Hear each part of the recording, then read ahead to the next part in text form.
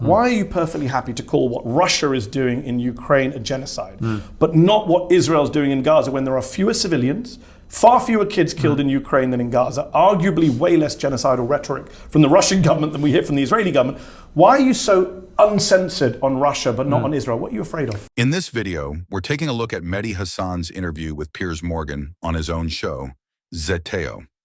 Although the interview is over a year old, I still wanted to cover it because it stands out as one of Mehdi's strongest takedowns of Piers Morgan. Since this was Mehdi's show, not Piers, he controlled the conversation from start to finish, pressing Morgan on multiple issues and exposing his double standards along the way.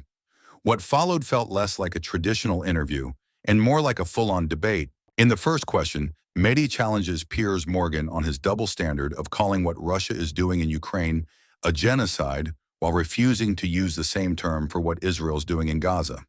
That contrast alone raises serious questions, especially when you look at the scale and conditions in Gaza compared to Ukraine.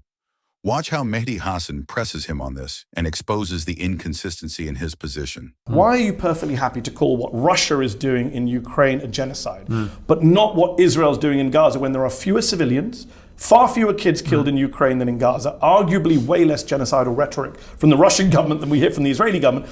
Why are you so uncensored on Russia but not on Israel? What are you afraid of? I actually thought when you first jumped with that, it was a good point. I hadn't realised I'd used the word genocide in relation to what was going on in Russia. And I did go away and think about that quite carefully. Because you've got to be careful about the word genocide. The word genocide is where you deliberately exterminate a group of people based on ethnicity. And the reality about, let's take Gaza first of all. If Israel actually wanted to get rid of everyone in Gaza, they have the military power to do that. They have nuclear weapons. They could just nuke Gaza, as some of them, I suspect, would quite like to do. They've got some massively right-wing headbangers in that government, Ben-Gvir, Smodrich and others, who I suspect wouldn't hesitate to wage a form of genocide. So I accept that completely. But the reality is that there are 2 million people in Gaza, of which, depending which estimate you want to believe, but the official records from the Hamas-run health authority, there are about 45,000 people have died, of which it is estimated that around 15 to 20,000 are Hamas, and the rest are civilians. That's they're estimated by Israel, but okay. Okay, but there are different figures put out. But let's assume it's in that ballpark. Okay. No. Well, okay, but it you can say that. Here's my point. It's not 2 million people, which Israel But that's not the definition of genocide. Well, isn't it? No. The Genocide Convention doesn't say you have to kill everyone. By the way, you said this to Bassem Youssef, our good friend, last week on the show. He said, well, I want to read you exactly what he said. Israel hasn't nuked Gaza, quote, they could have done. They haven't done that. If you're really genocidal, why wouldn't you do that? Yeah.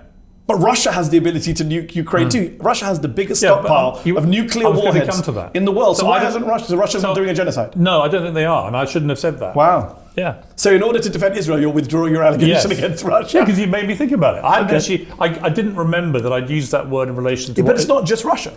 No, because you've said it about many people. Mehdi presses him further, pointing out that this isn't an isolated case. Piers has applied this label to other conflicts too, making the double standard even harder to defend.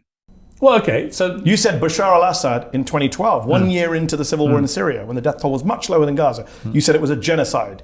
You said the Rohingya in Burma... Well, that's interesting. Hold on. You said Rohingya in Burma. Answer. I'm finished my question, then you answer. Okay. You said the Rohingya in 2017, far less death toll in Burma, is a genocide. So I look at Piers Morgan and I say, here's this uncensored person, very bold, outspoken, opinionated man. He says Syria's a genocide. Burma's a genocide. Ukraine's a genocide. Israel? No, it's not a genocide. Yeah. And now today, actually, I'm going to withdraw the charge of genocide of Ukraine. That's how much I don't want to accuse Israel of genocide. No, it's not. It feels like you're afraid. In the next segment, Mehdi presses Piers Morgan on whether he condemns Benjamin Netanyahu's actions in Gaza and whether he supports arrest warrants against him. Piers avoids giving a direct answer and struggles to clearly state his position. Do you condemn Benjamin Netanyahu's terrorism against the children of Gaza? I wouldn't categorize it as terrorism to respond to a terror attack by going to kill the terrorists.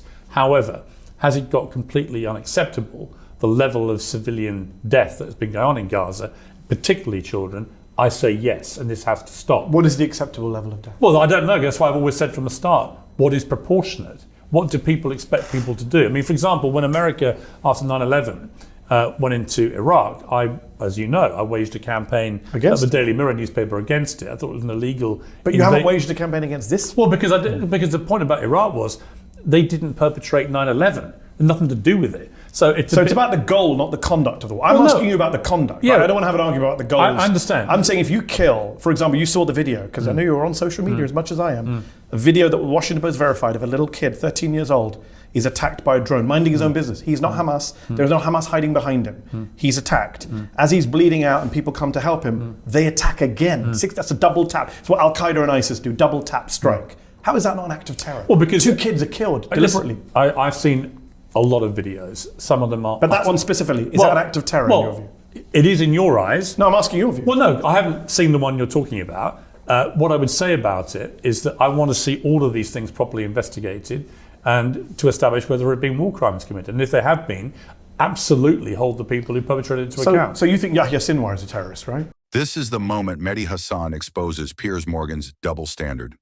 Piers has no hesitation in labeling Yahya Sinwar a terrorist, yet refuses to apply the same label to Netanyahu, revealing a clear inconsistency in his position.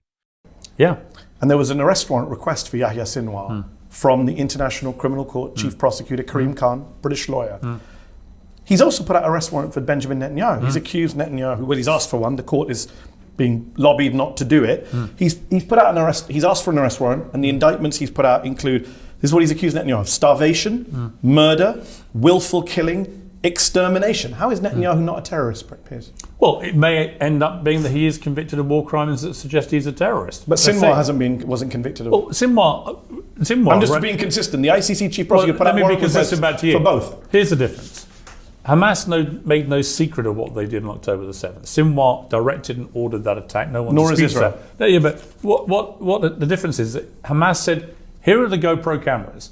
We're going to show the world what we're doing here. So is Israel. I just mentioned a video where a kid is killed on camera. Yeah. In fact, Israeli soldiers have put out TikToks of their war crimes, Piers. You're not going to get me to say that what Israel's been doing is terrorism, because I believe they are defending Why their not, people. though, is what I'm wondering. Because, seems to be just a stubborn resistance. Because any country in the world that had October the 7th perpetrated against them would do what Israel has done. No, they wouldn't. Yes, they would. They would have killed kids on this level. Netanyahu should absolutely no longer be Prime Minister of Israel. Should he be at the ICC? Probably, yeah. So if the warrant comes down, you support the UK arresting him if he comes to the UK? I absolutely think that his alleged war crimes, and I use that because they've not been substantiated, his alleged war crimes should absolutely be investigated. This doesn't make any sense. I agree with you. No. I agree with you that they haven't been substantiated, but I'm being consistent. I'm saying everyone, Hamas, Israel, should be substantiated in investigation. You're saying one side's terrorists based on GoPro, but the other side's not terrorists, even though we've watched them kill thousands of people on camera. Literally, I've seen it. I saw them gun down an old lady holding a white flag. By the end of the conversation, the contrast is clear. Mehdi Hasan sticks to consistent standards, while Piers Morgan struggles to apply the same principles across the board. What starts as an interview ultimately turns into a debate, and one that exposes the double standards at play. Subscribe for more videos like this.